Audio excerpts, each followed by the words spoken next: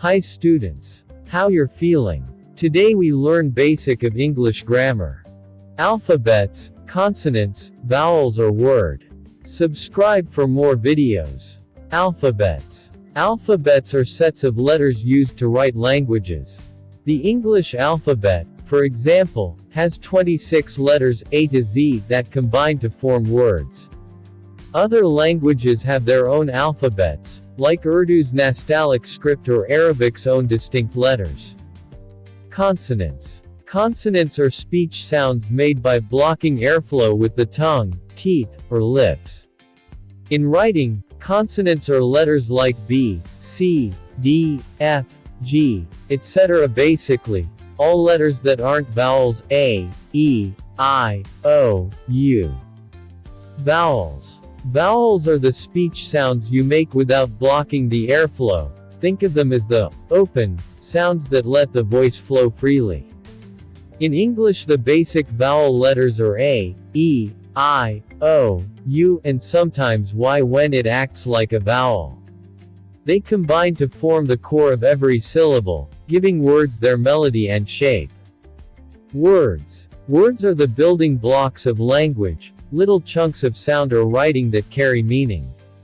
Think of them like Lego pieces. You put a few together and you get a sentence, a question, a joke, etc. Examples: sun, laugh, quickly, and sentence. Sentence is a group of words that expresses a complete thought, usually with a subject and a predicate, and it ends with a punctuation mark like a period, question mark, or exclamation point. For example, she reads books. Did you finish the report? Subject. Subject is the part of a sentence that tells you who or what the sentence is about, usually a noun, pronoun, or noun phrase that is the action or is being described. Example: she reads a book.